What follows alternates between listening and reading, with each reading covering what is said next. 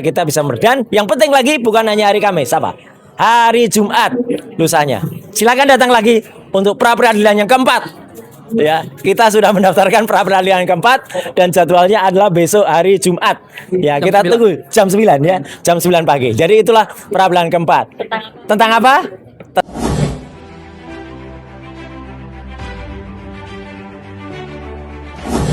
Warahmatullahi wabarakatuh. Terima kasih atas kehadirannya dan loyalitasnya untuk menunggu dan kemudian kita interview setelah sidang. Ya. Ada dua hal yang ingin saya garis bawahi sebelum memberikan kesempatan kepada rekan-rekan yang lain dan juga prinsipal Mas Roy Suryo. Pertama, ya, ada kesan yang kuat bagi termohon dan termasuk ahli untuk mendinai putusan yang sudah mengabulkan permohonan bahwa yang namanya penangkapan, penahanan dan sebelumnya penggeledahan itu tidak sah. Dan jangan lupa, tidak sahnya itu tidak hanya didasarkan pada undang-undang, tetapi didasarkan pada tindakan penyidik. Pertama, dikatakan tidak ada alasan subjektif yang bisa terpenuhi. Berusaha melarikan diri, menghilangkan barang bukti, dipanggil 2 kali, mangkir dan lain sebagainya. Yang kedua adalah tindakan sewenang-wenang. Kalau kita ingat bahwa kontrak dalam tanda kutip penyidik dengan Mas Roy dan Dr. Tifa adalah mereka tidak ditahan, tapi mereka kemudian wajib lapor. Dan wajib lapor itu dipenuhi dengan patut, dengan layak, dan kemudian dengan taat. Sehingga tidak ada alasan memang untuk menangkap. Dan itulah yang kemudian ditangkap oleh hakim pra peradilan. Tetapi dalam sidang tuntutan ganti rugi yang seharusnya tinggal menentukan kira-kira besarannya, menurut kami berusaha didinai putusan-putusan tersebut untuk mengatakan bahwa walaupun sudah ada putusan yang mengatakan bahwa penangkapan, penahanan dan sebelumnya penggeledahan tidak sah, tapi tidak serta-merta kemudian berhak atas tuntutan ganti rugi. Ya. Padahal kami berpendapat ya pasti berhak. Karena sudah ada putusan pengadilan, kecuali kalau belum ada putusan pengadilan hak. Tetapi masalahnya adalah apakah kemudian hak tersebut dengan besaran berapa pengabulannya oleh hakim seperti apa, maka itu adalah kewenangan hakim sepenuhnya. Tetapi apa yang kami minta itu tidaklah kemudian di luar penghitungan yang di luar penghitungan rasional, tidak irasional. Kami meminta tuntutan ganti rugi 106 juta rupiah untuk kerugian material, dan itu sesuai dengan plafon 100 juta, ya, hanya lebih 6 juta saja. Dan tuntutan imaterial juga yang cuma 100 juta dalam tanda kutip. Dan itu dikatakan oleh ahli tadi bahwa boleh penghitungan tuntutan imaterial. Apa yang kita katakan dengan imaterial itu jauh lebih luas, lebih punya nilai dibandingkan dengan apa yang dicontohkan oleh ahli tadi. Ahli tadi bicara tentang opportunity loss yang lain yang tidak jelas, tapi Mas Roy sudah mengatakan soal nama baik, ya kemudian track record dan lain sebagainya yang tercederai, terganggu, dan itu proven, dibuktikan dengan bunga, ya, bunga papan dan lain sebagainya. Nah, karena itu kami memohon mudah-mudahan ya setelah nanti kesimpulan sidang kemudian putusan itu siang hari, biar kita bisa lihat sidang di Pengadilan Negeri Jakarta Timur, Dr. Tifa, maka mudah-mudahan sidang ini bisa dikabulkan. Berapapun angkanya itu nggak penting, yang penting kita berusaha menegakkan keadilan, dan berapapun angkanya pasti akan disumbangkan ke yayasan sosial. Itu saja, silakan. Yang lain dulu ya, Bang Ristan. Ya. Terima kasih. Jadi tadi sebenarnya kalau kita lihat ya, waktu yang diberikan juga sebenarnya dibilang cukup tidak, kurang iya. Ada beberapa pertanyaan yang sebenarnya yang banyak yang harus kita kupas dari ahli tadi ya. Nah, tadi yang ingin kami tanyakan adalah masalah yang telah disampaikan Bang RH tadi, bahwa ahli dalam hal ini tidak pernah melihat putusan pra peradilan nomor 99 peradilan pertama ya Bang ya? Ya, nggak pernah baca. Tidak pernah membaca. Dan ahli tadi menyatakan bahwa alasan penahanannya adalah subjektif ya. Artinya melihat bahwa pelimpahan harus ditahan. Bagaimana dengan ancaman yang 5 tahun? Apakah harus ditahan? Nah, kalau melihat Kurang 5 tahun. ancaman di bawah di atas 5 tahun kan harus ditahan. Kalau tidak 5 tahun berarti tidak ditahan. Apakah harus ditahan kan begitu? Nah, ini ketika kita ditanya, ketika tadi rekan-rekan kita menanyakan apakah melihat pertimbangannya, putusannya tidak. Karena kita jelas-jelas kita melihat dalam pertimbangan tersebut bahwa majelis menyatakan itu tidak sah karena melihat ada wajib lapor. Wajib lapor itu sudah berapa kali dilakukan oleh Pak Roy. 30. Tidak pernah absen. Itu salah satu hakim menyatakan bahwa ini tidak sah.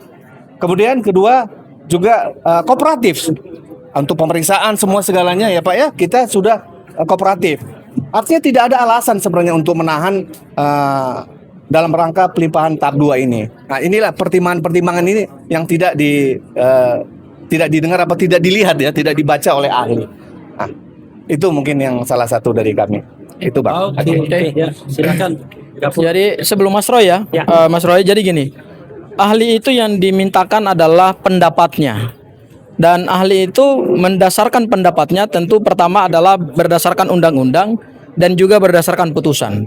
Tadi pendapat ahli itu hanya berdasarkan undang-undang dan tidak pernah membaca putusan, sehingga apa yang tadi dia nyatakan di dalam persidangan, saya kira hakim juga sudah tahu arahnya kemana gitu ya. Karena pada akhirnya kita harus memberikan apresiasi juga kepada ahli, karena ahli tadi kan dihadirkan oleh pihak termohon yaitu Polda Metro Jaya, yang tentu keterangannya harus lebih menguntungkan Polda Metro Jaya dong, karena kan kita nggak tahu apakah seperti apa kontrak mereka gitu ya. Tetapi yang pasti adalah dari keterangan ahli tadi, posisi ahli justru pendapatnya banyak lebih menguntungkan kita, meskipun dia berusaha untuk menolak beberapa argumentasi yang sebenarnya dari awal sudah dia bangun gitu loh. Tapi kami yakin dan percaya bahwa panitra kemudian hakim juga sudah jeli dalam melihat alur dari pendapat ahli. Misalnya tadi ahli menyatakan bahwa berdasarkan ketentuan pasal 173 KUHP yang baru, terhadap seorang tersangka, terdakwa, terpidana yang ketika ditangkap dan ditahan tidak sesuai dengan hukum yang berlaku atau tidak mempunyai alasan yang sah, maka bisa dimintakan ganti kerugian. Itu clear ya, artinya permohonan pra peradilan ini memang mengikuti ketentuan pasal 173 KUHP yang berlaku. Kemudian yang kedua, ahli juga tadi menyatakan bahwa perhitungan nilai ganti kerugian itu didasarkan pada PP 92 tahun 2015, yaitu plafonnya adalah minimal 500.000 dan maksimal adalah 100 juta. Dan kami menyandarkannya pada itu, yaitu materialnya adalah 106 juta, hanya lebih 6 juta. Kemudian imaterialnya juga adalah 100 juta. Jadi tidak melebihi apa yang ditentukan oleh hukum negara. Kemudian juga yang ketiga, ahli juga tadi mengatakan bahwa selain material, pemohon juga bisa mengajukan yang imaterial. Jadi sebenarnya pendapat ahli tadi justru menggugurkan beberapa pertahanan daripada Polda Metro Jaya. Dalam hal ini adalah argumentasi hukum yang dibangun pada saat mereka menyampaikan jawaban, kemudian pada saat mereka menyampaikan duplik. Jadi kami melihat bahwa arah mata angin dari pembuktian hari ini sudah lebih menguntungkan ke kami. Tinggal kemudian bagaimana hakim secara hati nurani, kemudian dengan independensinya, prinsip imparsialitasnya, kemudian merangkai semua dalil-dalil yang kami bangun pada saat surat permohonan pra peradilan, kemudian replik kami, termasuk juga jawaban dan duplik dari termohon, termasuk juga ahli yang kami hadirkan dan ahli yang dihadirkan oleh pihak termohon. Mudah-mudahan hakim menemukan titik terang di situ bahwa pemohon memang wajib untuk diberikan nilai ganti rugi, berapapun nilai ganti rugi yang akan diberikan oleh hakim pra peradilan, mau jangankan 100, jangankan sampai 206 juta yang kami mohonkan, 1 rupiah pun kalau memang itu didasarkan pada penalaran hukum yang bisa dipertanggungjawabkan dan berdasarkan fakta-fakta persidangan, tentu kami akan terima. Ya, jadi kami di sini tidak mengejar nilai berapapun yang mau dikabulkan, yang penting dikabulkan demi keadilan dan demi penegakan hukum. Terima kasih, Mas Roy. Selanjutnya, Mas Roy. Baik. Assalamualaikum warahmatullahi wabarakatuh. Waalaikumsalam. Yang pertama-tama kami semua, saya pribadi dan juga atas nama tim Tokham mengaturkan terima kasih sebesar-besarnya kepada Dr. Hendri Jayadi Pandiangan, sarjana hukum, magister hukum, yang saat ini menjabat sebagai Dekan Fakultas Hukum Universitas Kristen Indonesia atau UKI. Ya gitu, beliau tadi menyampaikan itu. Karena apa? Karena sebenarnya benar tadi kata Pak Refli, kata juga Pak Aristan dan juga Pak Gafur, sebenarnya keterangan yang disampaikan oleh beliau itu, meskipun itu saya terus terang ya, karena saya beberapa kali juga menjadi ahli, itu tidak boleh hanya menggunakan asumsi atau ini pendapat saya dan silahkan kalau itu ditentang. Sebaiknya dia benar-benar netral gitu. Tapi kalau kita benar-benar menggunakan pendapat dia, sebenarnya kita sangat diuntungkan. Karena pertama, ya dia mengatakan salah dia sebenarnya. Tadi teman-teman mungkin nggak sampai karena saya ngikuti betul ya. Dia mengatakan minimal itu ketika dia mengucapkan pertama kali sesuai dengan aturan, dia bilang minimal 50 juta, maksimal 100 juta. Salah. Ya, itu ada rekamannya, silakan dilihat. Ya, minimal harusnya 500.000. Ya, kalau minimal 50 juta berarti kita dapat minimalnya 50 juta kalau menurut ahli tadi.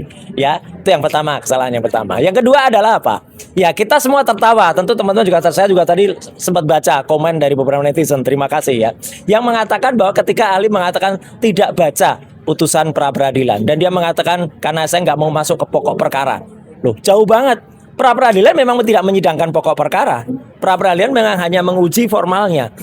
Tapi bagaimana dia bisa menilai secara objektif kalau dia tidak baca putusan pra peradilan yang pertama nomor 99 itu. Apalagi ketika tadi ditanya, ditegaskan. Jadi yang menjadi pertimbangan adalah apa? Putusan pra peradilan atau undang-undang yang ada. Nah, dia agak sedikit mencoba berkelindan di situ, tapi ya saya maklumilah dia mencoba berselancar di antara itu. Dan juga ketika kemudian dia berusaha, tampak berusaha tadi kata Bang Refli mendinai atau menolak lagi putusan pra peradilan yang pertama. Padahal nggak boleh. Putusan pra peradilan yang pertama itu sudah sah. Dan itu sudah inkrah ya, dan itu tidak bisa gugat lagi. Jadi harus, dan ini sebenarnya hari ini hanya menguji saja ya apa yang sah atau apa yang tidak dari permohonan kami. Dan sekali lagi terima kasih. Dari ahli ini yang paling penting adalah apa? Dia mengatakan bahwa imaterial itu boleh. Ya, imaterial itu boleh dimintakan atau boleh dimohonkan. Ya, hanya mungkin dia tadi menggunakan dasar yang kemudian dibacakan lagi oleh Mas Gafur Sangaji. Jadi sekali lagi tolong ya, ini pesan saya kepada semua ahli, kalau mau membicara soal undang-undang, baca dulu undang-undangnya.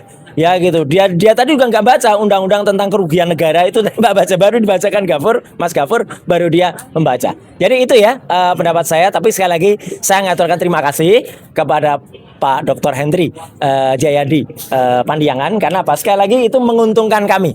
Ya, itu menguntungkan kami untuk biar kami nantinya akan bisa melakukan simpulan yang besok akan kita bacakan jam 2. Bukan dibacakan, diserahkan. Tidak ada pembacaan. Jadi hanya diserahkan jam 2 siang. Dan insya Allah meskipun tadi hakim belum memastikan, tapi kita mohon hari Kamis itu putusannya juga siang.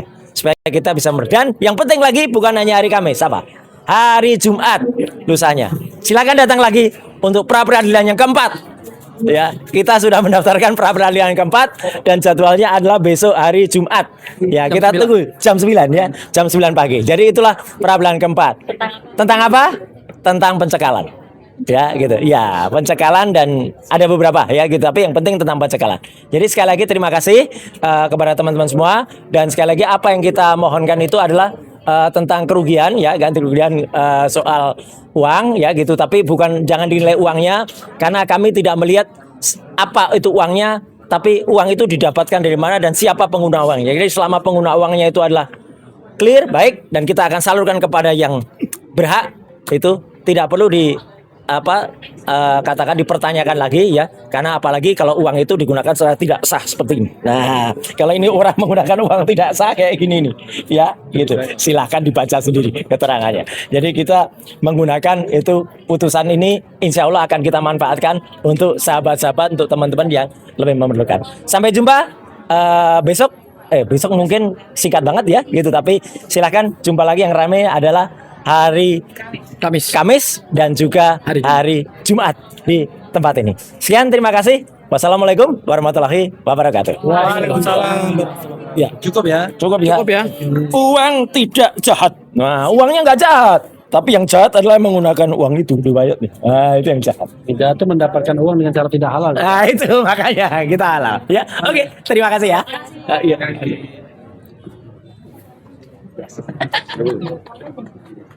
Ada yang ngirim